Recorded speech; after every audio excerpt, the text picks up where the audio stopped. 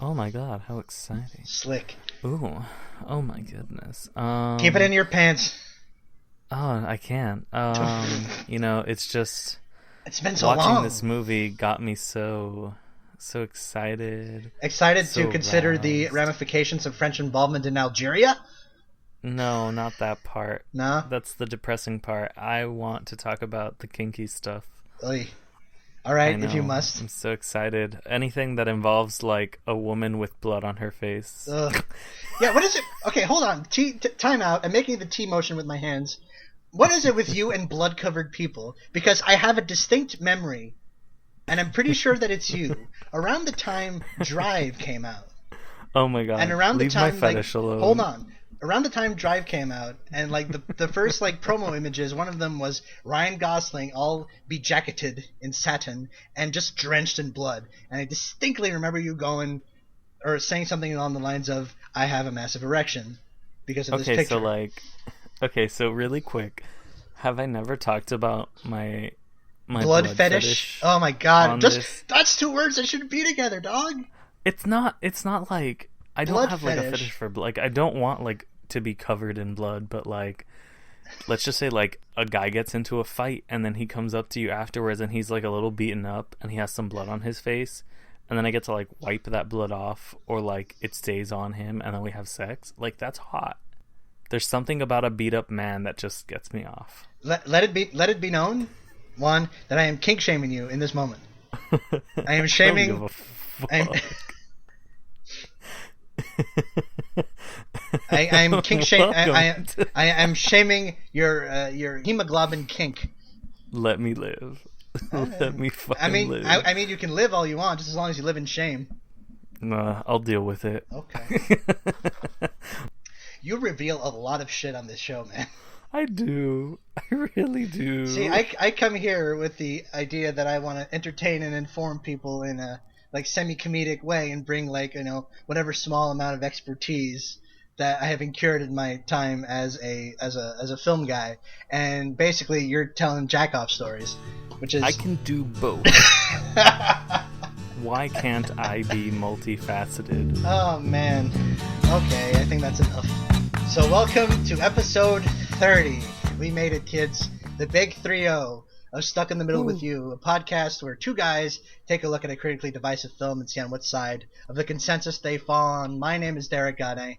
I'm the Canadian half of this show, and from the land of the free, home of the brave, and also the presumably quite horny America is my friend, collaborator, and good friend, Juan Barkeen. Say hi, Juan. Friend, collaborator, and good friend Juan Barkeen right here. Hello, reporting for duty. I thought I had said something else, but I guess I said friend twice. No, but I love it. But you are my friend. So Derek, what movie did we watch this week? Well, first I want you, Juan, to explain to the fans why it's been so fucking long since an episode has come out. Oh, fair. So what happened was that I had two film festivals back to back, which took up approximately like 3.5 to 4 weeks of my time, and it was very draining and exciting, and you can find all of my coverage of those things at the Miami New Times, and also like probably some of it on Dim the House Lights. Actually, a fair amount of it on Dim the House Lights. Yeah, as there's well. a decent chunk of it on Dim the House Lights. Yeah, I reviewed the Xavier Dolan film. Xavier Dolan. Whatever. Fucking Anglo, fucking American. Xavier Dolan. Xavier Dolan, man. Xavier Dolan. Whatever. I mean, Xavier Dolan. I don't like the guy, but at least I have the fucking level of politeness to say his name right. I reviewed the Xavier Dolan There you go. film. It's only It's the end of the Only world. the End of the World, which is, I think it's great. A lot of people don't. And I've also reviewed a couple of others and a bunch of short films from Borscht Corporation, who is a really cool set of people making cool movies, and also they are the reason Moonlight exists. So yeah, Best Picture winner Moonlight. Yeah. It's a round of applause for my city. Yeah, a very Miami movie won Best Picture. Yeah, I'm super thrilled about it. But But we're not here to talk about Moonlight. We're here to talk about a different movie that isn't quite as good as Moonlight. no, nowhere fucking near as good. Although it does have one of the greatest actresses of all time, and she should have won Best Actress instead of Emma Stone, and we could have avoided the entire fucking fiasco that happened at the end of the Oscars. But whatever, anyway. Well, it would have been a different fiasco because at that point it would have been announced that Elle would have won Best Picture. And I would have lost my shit. An award that it wasn't nominated for. I would have absolutely lost my shit. That would have been super weird. I know. Anyway, that would have been the best day of my life. Yeah, the actress, in case you haven't guessed yet, that Juan is referring to is Isabelle Huppert, one of the best actresses, if not the best actress of her generation. And yes. The film in question is Tip Top, directed by Serge Bozon, released in 2013. This is pretty recent. I think this is one of the more recent things that we've covered on the show. Yeah. So, Juan, this question that I'm about to ask you feels more loaded than it usually is. What the hell is Tip Top about? Juan, this is an please help me. Attack on me. Okay, so I'm gonna give a general outline, and then I'm going to split it up into pieces. Okay. Tip Top is about an Algerian informant who is found murdered, and then it is about the investigation that goes into like finding his murderer as well as like anything tangibly related to that. But so then we split up into factions of this investigation. We have two female investigators, which are Isabelle Huppert and Sandrine Kimberlain. One of them is obviously like very assertive and talkative, and she sounds like she's in a screwball comedy. And then the other is this very timid, shy woman who like looks up to the other one. Kind of like a good cop, bad cop thing. A little bit, except I don't know if I would call the older one a bad cop. But anyway, in addition to them, there's also this like mess of a dude who is also like a cop, and but he seems to have like a good nature to him. He's a good person. He's just he's kind of a schlub. Yeah, schlub is a good word. And then there's another Algerian informant who's like a naive, like they call him naive like 4 times, I think. All of this is happening at once, and then on top of that, it is like a series of absurd scenes strung together. It's very, not to generalize too much, but this is very, very French. This is supremely continental. It's a very droll comedy. It's not like jokes like you or me would make. This is a French comedy. But the thing is, like, I've seen a lot of French comedies. Yeah, I know. I know. It's not... Some of them are good. Some of them are good, surprisingly enough. I'm from Quebec. Yes. I've got a weird relationship with French humor. French-Canadian humor and French humor from the continent. Because I was kind of weaned on a completely different style of comedy, mostly like, Anglo. American comedy, sort of comedies from English Canada, etc. There are just fundamental differences in not just what is funny, but how you get to that point in your joke. Mm-hmm. And this is like, I think you had made the observation to me that I don't know what parts of this movie to take seriously and what parts to take as a joke. Exactly, because the whole movie is trying to be this weird mixture of like serious crime drama that has some kind of commentary to make on like how the French treat Algerians, and like a sex farce. Not just a sex farce, it's like a screwball comedy mixed with a sex farce, mixed with just these really like absurdist moments that don't make any, like, okay, there's a scene where the informant decides the dance number in the bar. Oh yeah, the Beau Travail-esque dance scene at the bar. Yes. It literally has no purpose to be there. Then you have another scene where the older cop, he goes up to a guy who's selling shoes on the street. He takes off his shoes. He tries on new shoes as he's talking on the phone. He takes off those new shoes. He walks away without his shoes on. He bumps into a trash can and then sprints back to put on his actual shoes and then walks the opposite way where he was going. How droll. It's so weird. Aggravating. It's super bizarre. That dance number, as performed by Ayman Saidzi, was my favorite part of the film. It was really the highlight for me of the film. Because I think I would have liked it better in a different movie. In that moment, the movie embraced its kind of lunacy. Yes. But, okay, so that's not the only scene that it... Again, I do like the moments of, like, ridiculous... It's so weird. Like, when it embraces its ridiculous moments. But, like... Because it is ostensibly a comedy, that's the thing, right? Yes. Or so it proposes to be. I mean, that's what Wikipedia says, so let's just say that that's the case. These two female detectives, there's like, okay, it also tries to make some kind of commentary on like being a woman in the workplace, although it never actually goes anywhere with that. Not really. Nah. Again, like, I think this movie, every time it tries to be a drama, it fails. Because it's got the two internal affairs officers played by Isabelle Huppert and Sandrine Kiberlin, and it's got the schlubby dude that just is kind of... See, this is... I don't know if it's a matter of, like, performance or just the way it's framed or sincerity or I don't know, but his schlubbiness felt like a put-on.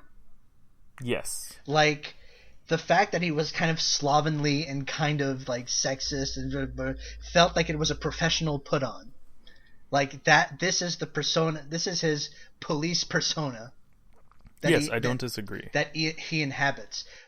But to what end he does that, I don't know. Is it just some undercover thing? Or... Because it doesn't really go anywhere with the women. Because he's really more associated with Eunice, who is the young, naive informant. Yeah, and then he also has this thing with, like, a reporter. And it's a weird subplot. And it has a gay joke. And I'm just like, ugh. When he's like... So there's a scene where he's trying to like go through a dude's pockets, a dead guy's pockets in the middle of a park. Oh yeah, Jesus fucking Christ, I forgot. And then it about looks this. like he's humping the guy, and a journalist from far away reports it as like, you know, they're fucking in the woods or whatever. And it was just this movie has a lot of little strands that go absolutely nowhere. I mean, that's a very broad joke in a movie made out of just weird little jokes, which is a really bizarre... Okay, here's my theory. Okay, go ahead. I got a theory about this. Mm-hmm. Serge Bazin, the co-writer and full director of this motion picture, is a film critic. That's his day job. That's what he does. He kind of... Is it really? He pivoted from one to the other. He was/is, I'm not sure, a writer for a magazine called Lettres du Cinéma.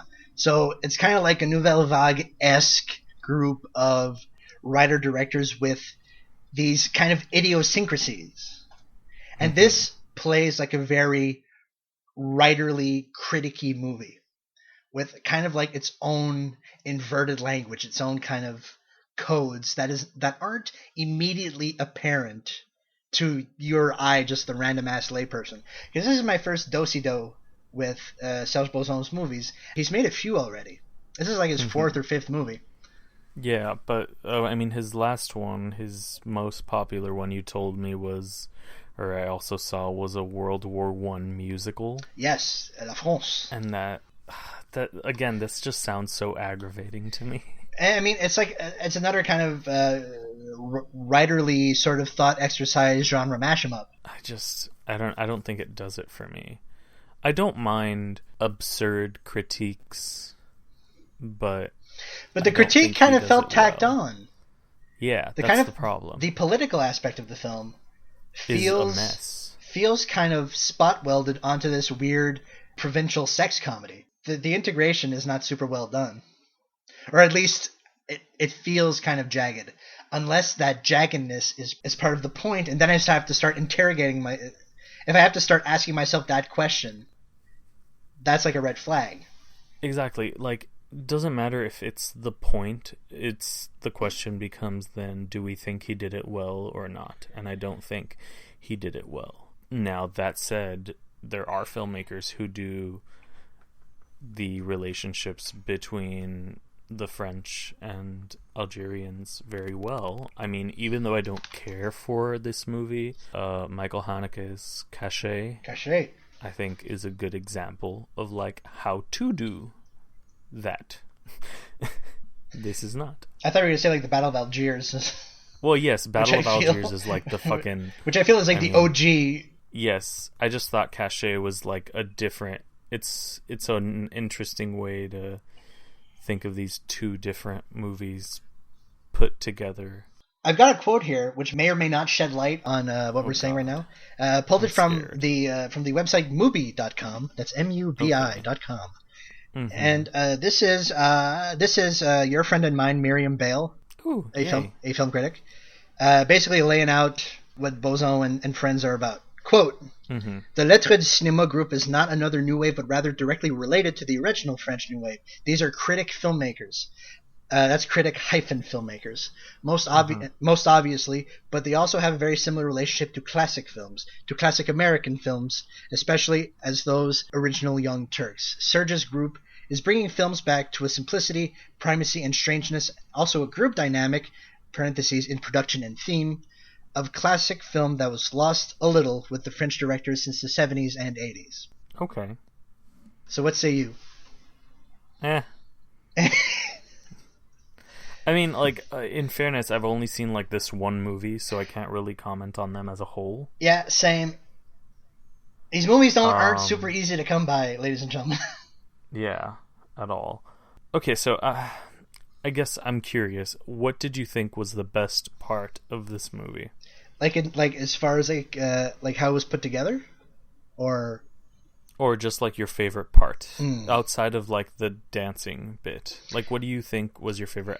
Because obviously it's split up into multiple aspects, so let's like mine would be the relationship between Isabelle, her husband, and the younger detective. I mean, the husbands literally came in at the 11th hour to engage in like goofy BDSM sex. Yes, which I mean, I hate saying the goofy BDSM sex was my favorite part of the movie, but I think it did add to Isabelle's performance. And I do like how this movie, among many others, always constantly proves to me how willing Isabelle Huppert is, like, to go do fucking anything. She's a pro. She really throws herself into this thing 100%. Incidentally, this is another movie where Isabelle Huppert sleeps with a hammer underneath her pillow, though not for the same reasons. Not at all. This time it's a lot kinkier. I mean, like, okay. Yeah. So, one of my favorite things about the movie is that in her performance is that she spends a fair share of the second act of this movie just licking blood that's falling off of her nose. Because she's all, like, beaten up because her and her husband get off by, like, beating the shit out of each other. And she just keeps licking drops of blood from her nose that are falling. And it's so stupid, but it's so droll. So droll. Yes. And... And the voyeurism for her partner is also interesting. It's like all of these... I actually think this would be a really amusing sex comedy if it wanted to be one. Yeah, I felt like none of that shit went anywhere. It didn't. I feel it was just kind of there. Again, like that's exactly it. This movie is just there. So many of the scenes are just there. And like the dance sequence made me think of... a movie I saw last year that I love with all of my heart, which is Chevalier. Oh yeah. And this whole movie is about like toxic masculinity and like absurd moments, and it leads up to this musical number that a guy performs to get them to give him points, because the whole movie is about like getting points for doing X things that are either masculine or like pleases the other men. And like that musical number is like a great hilarious climax to that. But that sounds super weird. This movie doesn't. It's so good, though. But this movie doesn't give me any of that. I'm starting to think that this movie kind of feels like all these Greek movies we've been talking about. either on or off the show recently, like your chevaliers and your lobsters and your shit. What's the other one? Dogtooth. Probably Dogtooth. I just don't think I vibe with these movies, man. I don't. Well, the thing is, you vibed with Tip Top more than I did. That's weird, right? I think it's because Tip Top doesn't do absurdism as well as it thinks it does. I think this is going to be kind of lame of me, because in my Letterboxd review of this, I wrote that it was kind of like a provincial Hot Fuzz. Yes, that it was like, but instead of like riffing on like action movies from the 80s, it was like riffing on French comedies from the 80s. And that at the beginning of the movie, it was like lit super flat and it looked like a TV show. Yes, and absolutely. And it's just this smorgasbord of tones just going at it. And sometimes, like every time they cut to a hotel room, it's a completely different aesthetic than the rest. Well, yeah, I mean, just the different hotel rooms. So when we're in Sally's room, I mean, I'm watching something that I feel like Brian De Palma or Paul Schrader would have done in the 80s. And when we're in Estile's room, Isabelle Huppert's character, I feel like I'm watching something very, very European and very, very decadent. Like just this, like a comedy of morals. Yes. And so yeah, it's this smorgasbord of clashing tones, which I can appreciate if I know that's conceptually. I can appreciate it conceptually. But when you start sort of introducing overt political allegory, it becomes less interesting to me. It's over the course of this podcast, it's occurred to me that when something breaks tone to become pointedly polemic, I lose all interest. It happened with. I get that. It happened with Sympathy for the Devil, and it's happening again now. I don't know if this is like a French thing. It might be. But I can appreciate the juggling of tones, but weirdly, when it goes just right into polemicism, or at least overt, sort of ham-fisted political allegory, I kind of check out. Because I feel like when there's like clashing tones going at it, that sort of gives a movie a kind of energy. It doesn't necessarily make the movie good, although I did like this movie better than you. Yes, you did, but we still both seem to have similar issues. It does that part. Yeah, the clashing tones give the movie energy, but when it decides to go, oh yeah, by the way, this movie is about French-Algerian relations, it's like, okay. Exactly, and I feel like I would have been happier with this movie had it not attempted to make any kind of commentary on that. Yeah, I mean, just like have your most of your male cast be Algerian, and that's your political move, right? Yeah, I keep thinking of like other absurdist comedies that are French that I like much better, and we were actually discussing a filmmaker earlier that I think does it infinitely better, which is Quentin Dupieux. Yes, thank you. But he goes whole hog into it. It's not so much. It's not so much. Sergei Bozon half-assed it. Well, it's not that. It's not. Here's the thing. Here's where we run the risk of fallacy, because I don't think he half-assed it in terms. No, he just didn't. I think this is just a classic case of person has a set of aesthetic qualities that they like. And I'm sure that if we venture further into his filmography, we'll see sort of similar patterns. We've got the clashing tones, the clashing acting styles, the kind of moments unstuck from the film, the overt political allegory, and the kind of occasional grisly violence that comes out of nowhere. Which, like, that gunshot in this movie also reminded me of Cachet, which I think was intended to do that, actually, as mediocrely as I thought it was done. What we have here is a case of, I'm just not buying what you're selling, even though I know what you're selling is a thing. Yes. I think that is more or less, I hate to say half-assed, but it's just what it feels like. Because I just think it's half-baked. That sounds better. If we circle back to Quentin Dupieux, the tones don't clash, but it is idiosyncratic and bizarre and taking from a very specific well of, like, old-school surrealism.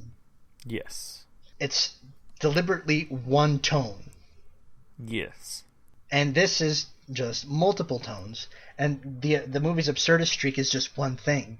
It's an absurdist BDSM sex farce, police procedural, political allegory crime film. Mm-hmm. And if you spin all those plates, some of them are going to fall. Mm-hmm. And I mean, that's that. I mean, like, there's really, in case you haven't noticed, ladies and gentlemen, It's this not movie my is thing. very, very hard to talk about. yeah, it's just not my thing overall. I will say that, okay, so one instance that I thought actually mixed absurd and political very well was the Wall of Paintings Oh yeah, with Joan of Arc, Napoleon, Jacques Chirac, oh yeah. and I like those Charles de paintings. Gaulle. They're good, but like that's one of those moments where it's like you would have never expected something like that. No, that was actually a moment of like poignancy in Yes. this film, which is weird because this is another thing about this film is that I feel like a lot of it was at arm's length, and then it tried to like draw us in, and then push us away again. Yes, and that moment especially, I thought was really good. Like that's the emotional center of the film, Yes. which is weird because this movie ostensibly wants to have several emotional centers. Which it doesn't at all manage to do. I mean, at least one landed, right? I mean, well, yeah, that's true. But again, whatever. I can't. I'm just gonna keep repeating the same thing. it's so. I don't think this movie is bad, but I do think this movie is like it's bizarrely dense. Yes, it's too at odds with itself to be as good as it should. It's such a bizarre film, and it's not like narratively weird in terms of like No, it's not. It's framing or narratively story or straightforward, flow. Actually. But it's kind of put together in this like weird kind of cubist way, where you see Yes. like different facets of like you see it's like as if you only see one facet of the story at a time, but over time it kind of becomes this weird cubist painting that looks like a movie, which again I can appreciate, but I don't know if I like. I mean, I liked it better than you. I thought it was fine ultimately. But I did Spoilers not for care Final it. Judgments, I guess. Yeah, I mean, we're about to get to Final Judgments. Yeah, I guess so, anyway. right? Unless you have anything else to add, which I don't. Isabelle Huppert is very good in this movie. She's Excellent. She's a pro. She throws herself into this 100%. And I've not seen. I don't think I've seen Sandrine Kiberlin in anything else. She plays Weedy pretty good. And I feel like if she was a stocky voyeur type, she didn't give off like the vibes of someone who was like creepy as shit. Yeah, it was very casual. Yeah, voyeurism. which again I feel like that could be the point. But if I have to ask that question, are you like anyway? Death of the author and all that, right? Yeah. So we're about half hour in to this show. Mm-hmm. Yeah, I guess we can just go to Final Judgments. Yeah. So I'm gonna give it a rotten because. Oh, okay. Like, I hate saying that, but like I don't know. I couldn't vibe with it. I think it's just it clashes with itself way too much. See, I don't think that's necessarily a bad thing. I don't think it could be a bad thing, but Like generally, when a movie is at odds with itself in terms of tone or whatever else, oftentimes it's galvanizing, which is why I'm going to give this movie the slimmest of freshes. I'm going to give this one a fresh because sir. I feel Yeah, like I want to give it the slimmest of Roddens. Okay, because I mean, if you happen upon this movie, you should definitely check it out because I feel like it's really like a kind of Rorschach test to see what, not necessarily what you value in a film, but what sticks out at you among 7 or 8 different things. Because this movie's got them all, and they're not super interwoven. Mm-hmm. So split decision on Serge Bazon's Tip Top. My goodness, we're so wild. Yeah, it shows that we disagree, but we don't disagree that much because we're not like yelling at each other. Like we agree on a lot of things, but on like one core thing we disagree, Yeah. and that's basically splits the vote.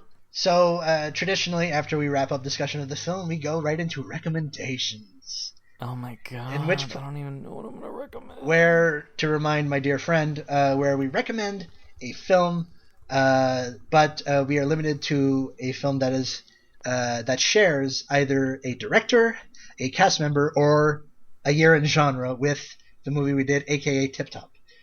So, JB, what do you got? Oh, I can't do this. That's so hard. I don't know. I have like over 100 Isabelle movies to pick. I don't like 100. She's done like over 100 movies. Yeah. I mean, yeah, but have you seen all of them? Is my question. No, I haven't. Yeah, well, you know. I love her. I don't care. I'll watch every single Isabelle Huppert movie. No, you know what? Oh man. Oh. Who do I want to pick? You can make this super easy on yourself and just go with L. No, that's boring. Everyone knows I love Elle. Do they though? Do they? I feel like everyone should know I love Elle. Elle. I mean, I'm saying it right now. Elle's amazing. Elle's really good. I'm yawning. Elle's pretty magnificent. Elle is magnificent. I'm going to go with. I brought up another Michael Haneke film, so I'm gonna go ahead. Okay, I see where you're going with this. And say The Piano Teacher. All right. La Pianiste. La Pianiste. It is about a masochistic piano teacher, and that's really all I want to say, because it's a really beautiful, slightly fucked up, really, really good movie that's all hinges on Isabelle's performance in it, and it's so excellent, and I love it with all of my heart, and you should all watch it. Yeah. What's your recommendation? I'm gonna twist the rules a little bit on this recommendation. I'm gonna go with a film from 2013, though it's not strictly a comedy. It does do clashing tones with a master's hand. And that film is Snowpiercer. Oh. Snowpiercer is just this mashup of weird comedy, absurdist elements, action movie tropes. And again, this has like a literalized metaphor as its core component. But it does it in such a way that it doesn't draw attention to itself, despite the fact that it's the entire gimmick. Yeah. Right? I agree. This is a Bong Joon-ho joint, if I'm not mistaken. Yes, it is, and it's an excellent one. And the cast is super stacked. I mean, in fairness, he's never made a bad movie. Tilda Swinton's performance in this movie kind of exemplifies the kind of weird comedy / unnerving kind of thriller vibe that Tip Top sometimes gives off, but never really pays off. And yeah, it's just this bizarre, idiosyncratic piece of work. It's a magnificent film. So, Snowpiercer, get on it. Actually, don't get on it, because you're going to don't get on you're going to it, circle but, the earth watch it. on a train in a frozen wasteland. But do watch the movie. Unlikely in like total miserable poverty. And also, if you'll allow me one final French connection, it is based on a French comic called it is. Le Temps Personnage, which you should probably pick up and read as well. All right. So what are we going to watch next week? Well, we'll watch it next week. The episode's going to drop in 2 weeks if someone else on the pod is going to be willing to record. I mean you, Juan.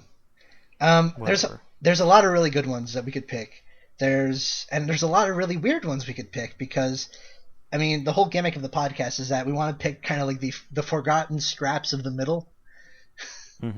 So, in the spirit of like just picking at the weird scraps of our collective culture, and just to do a fucking stupid action movie again, because I love me some stupid action movies. Oh God.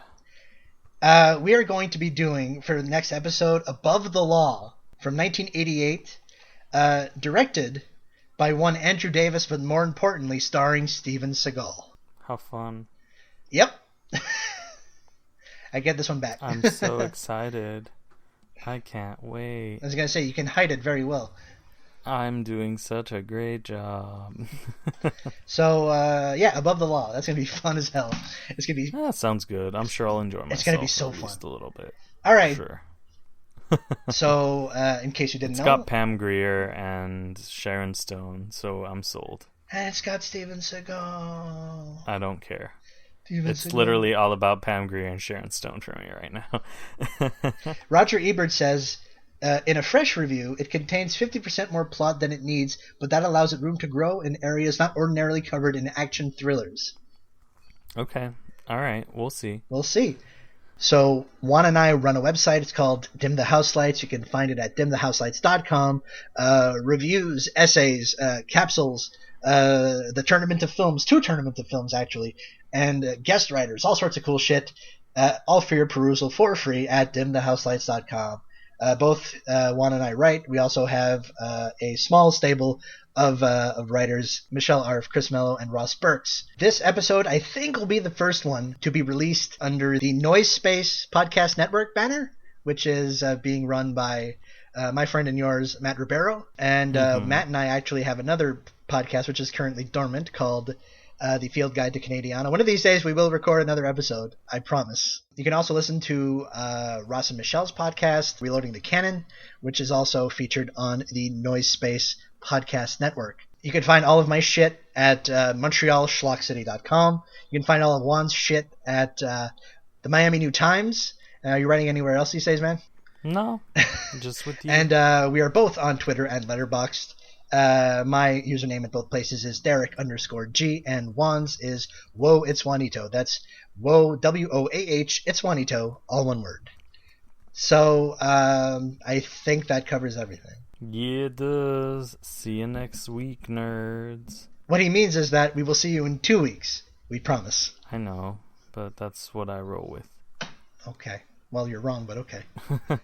Whatever.